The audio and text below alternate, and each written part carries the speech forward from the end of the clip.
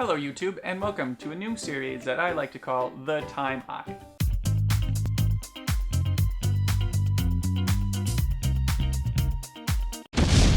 Now in this series, I thought that it would be very interesting and tell you stories, most likely very embarrassing stories, about my past. Hence why it's called The Time I. And since this is the first one of hopefully many in this little series, I thought that I would start off with the time I first got drunk.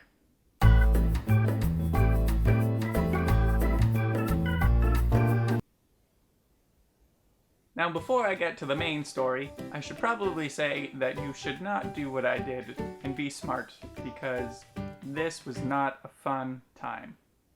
So it all starts, it was my sister's something birthday. I believe, in either grade 9 or 10. It was my sister's birthday and she was having a party at our house. Now normally when my sisters would have parties at their houses, I would stay in my room because I didn't want to be around all of her drunken friends.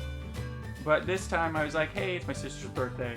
I will go and hang out with all of her friends and whatever, and see how it goes. So to start off the night, my sister made a bunch of Jello shots. So I think I had about 4 of those with her and 1 beer. And at that point I was good. I was fine, and I probably should have just stopped there. But then this story wouldn't have happened. But it was at this point where my sister stayed in a certain spot with her friends, and I went down to our basement and hung out with my other sister's friends, where they had a bottle of vodka. And since this was my first time drinking, I didn't know that it takes a while for the alcohol to come into effect. So I did 1 shot with them, and I was like, well, it just tastes gross, but I still feel fine. So I did about 5 more in a row. And this is where the story takes a very interesting turn. Now that might not seem like a lot of alcohol to you guys, but it was my first time ever drinking, so let's just get that out there. And in high school, I wasn't necessarily the huge, strong man that I am today. After I did that, and I still did not feel the effect, I went upstairs where my sister was, and I was telling her that I thought that I could pretty much drink anything because I hadn't felt anything yet. Cut to half an hour later.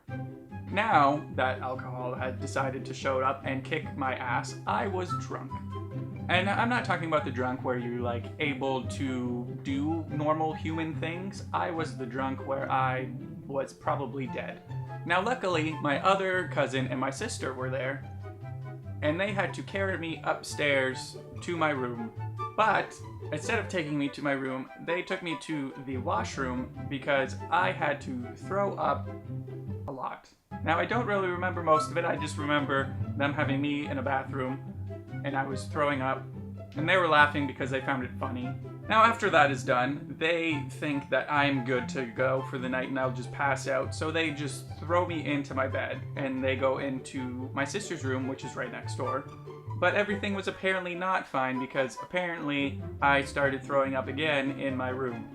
Yes, it's gross, but I didn't know what was happening. I'm sorry.